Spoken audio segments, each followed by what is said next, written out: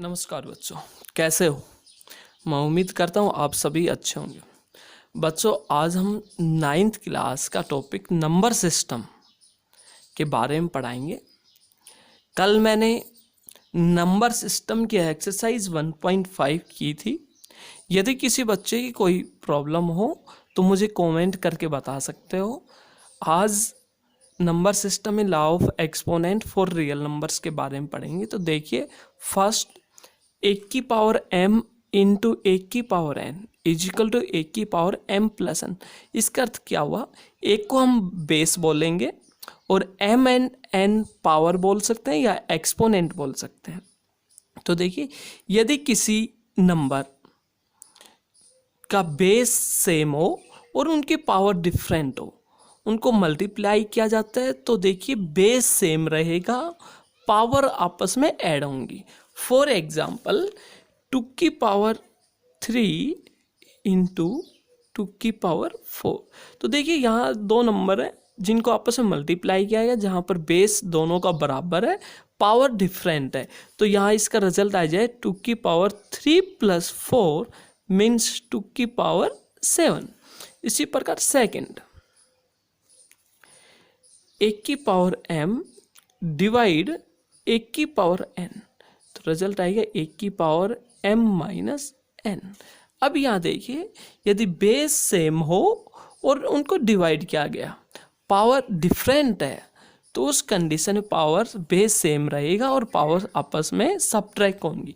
For example, 2 की power 4 divide 2 की power 3।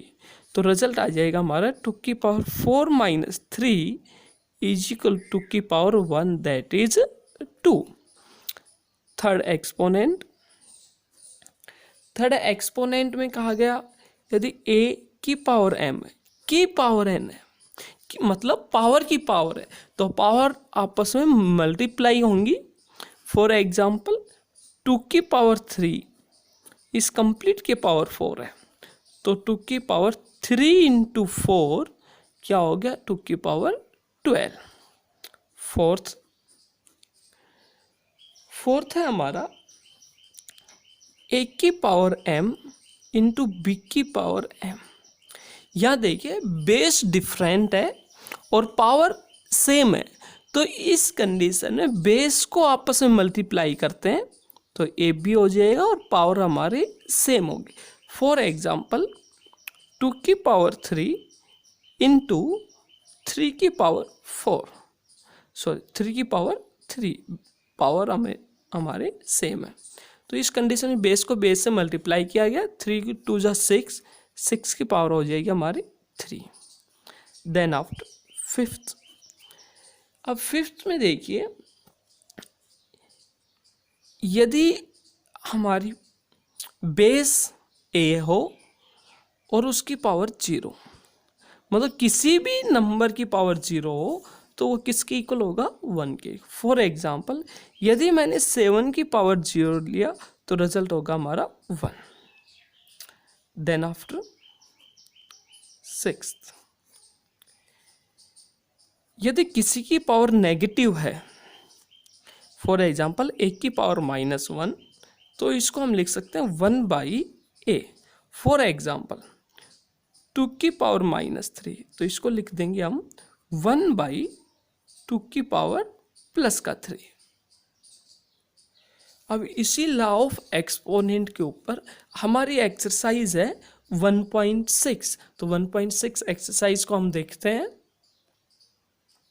Exercise का फर्स्ट क्वेश्चन, फाइंड 64 की पावर 1/2। तो देखिए, फर्स्ट पार्ट को मैंने लिया 64 की पावर 1/2। अब जरा देखिए, सबसे पहले मैंने 64 का फैक्टराइज किया, तो क्या आ जाएगा हमारा? 2 into 2 into 2 into 2 into 2 into 2, complete की पावर आ गई हमारी 1/2। अब इसको 2 कितनी बार आ रहा है? हमारे 6 बार आ रहा है, तो 2 की पावर 6 की पावर 1/2। तो रिजल्ट आ गया हमारा 2 की पावर 6 इंटू 1/2, 2 3 जा 6, 2 की पावर 3 आ गया, दैट इज 8। इसी प्रकार हमारा सेकंड पार्ट है 32 की पावर 1/5। सबसे पहले 32 का फैक्टराइज किया जाएगा, तो 32 के हम फैक्टर करते हैं तो क्या रिजल्ट आएगा, 2 into 2 into 2 into 2 into 2, 2 5 times है, तो क्या आ गया 2 की पावर 5 इंटू 1/5, 5 से 5 कट गया, 2 की power 1 that is 2। Third part 125 की पावर 1/3। तो सबसे पहले 125 के फैक्टराइज किए गए तो क्या आएगा 5 इंटू 5 इंटू 5 कंप्लीट की पावर 1/3। तो 5 कितनी बार है, 3 बार है, 5 की पावर 3 इंटू 1/3, 3 से 3 कट गया, क्या आया 5 की power 1 that is 5। Then after second question find, first part है 9 की पावर 3/2, सेकंड पार्ट है हमारा 32 की पावर 2/5 एंड थर्ड पार्ट है 16 की पावर 3/4। तो फर्स्ट पार्ट को देखिए 9 की पावर 3/2। अब यहाँ पर देखिए जो 9 है, 9 के प्राइम फैक्टर के 3 इंटू 3 की पावर 3/2।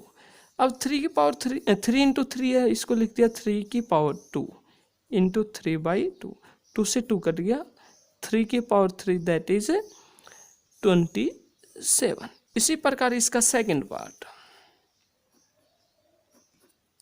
32 की पावर 2/5। अब जरा देखिए 30 को 2 के प्राइम फैक्टर किए तो क्या है 2 इंटू 2 इंटू 2 इंटू 2 इंटू 2 की पावर 2/5। तो इसको मैंने लिख दिया 2 की पावर 5 इंटू 2/5, 5 से 5 कट गया, 2 की पावर 2 आ गया हमारा 4। देन आफ्टर थर्ड पार्ट, जो थर्ड पार्ट है 16 की पावर 3/4। तो 16 के सबसे पहले प्राइम फैक्टर किए 2 इंटू 2 इंटू 2 इंटू 2 की पावर 3/4। अभी जो 2 इंटू 2 4 बार आ रहा है तो 2 की पावर 4 इंटू 3/4, 4 से 4 कट गया, क्या रिजल्ट है 2 की power 3 that is 8। Then after fourth part है 125 की पावर -1/3। तो 125 को हम लिख सकते हैं 5 इंटू 5 इंटू 5 कंप्लीट की पावर -1/3। तो इसको लिख दिया 5 की पावर 3 इंटू -1/3, 3 से 3 कट गया, क्या है 5 की पावर -1। अब देखिए पावर नेगेटिव में आ रही है, इसको पॉजिटिव में बढ़ाएं तो इसका रेसिप्रोकल कर दो that is 1/5। Then after third question simplify. First part है 2 की पावर 2/3 इंटू 2 की पावर 1/5। फर्स्ट पार्ट लिया मैंने 2 की पावर 2/3 इंटू 2 की पावर 1/5। अब यहाँ देखिए दोनों का बेस सेम है तो पावर आपस में क्या होंगी, ऐड। तो 2 की पावर 2/3 प्लस 1/5। तो इसको सिंप्लीफाई किया गया, एलसीएम लिया गया, 5 3 जा 15,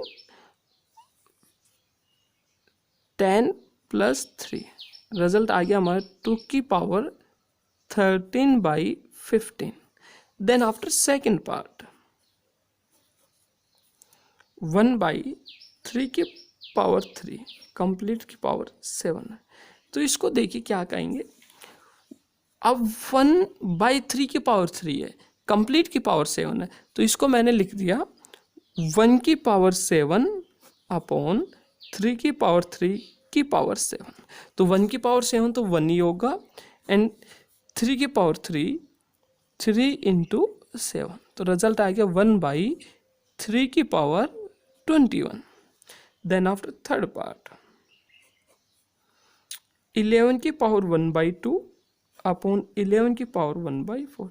अब देखिए दोनों का बेस सेम है और डिवाइड कर रहे हैं तो पावर आपस में क्या होंगी, सब्ट्रैक्ट। तो 11 की पावर 1/2 -1/4, तो रिजल्ट आ गया हमारा 11 की पावर एलसीएम लिया गया 4, 2 माइनस 1, 11 की power 1/4। Then after fourth part, अब जो ये फोर्थ पार्ट है 7 की पावर 1/2 इंटू 8 की पावर 1/2, तो इसको सिंप्लीफाई किया, देखिए यहाँ बेस डिफरेंट है, पावर सेम है, तो यहाँ बेस को आपस में मल्टीप्लाई कर दीजिए, 7 इंटू 8 की पावर 1/2, पावर सेम रहेगी, 7 8 जा 56 की पावर 1/2। इस प्रकार हमारी एक्सरसाइज 1.6 कंप्लीट हो जाती है। कल इस यूनिट का टेस्ट लिया जाएगा, तो इसलिए आप अच्छी तैयारी कीजिए। यदि कोई प्रॉब्लम हो तो मुझे कमेंट के माध्यम से बताएं, कमेंट करके बताएं।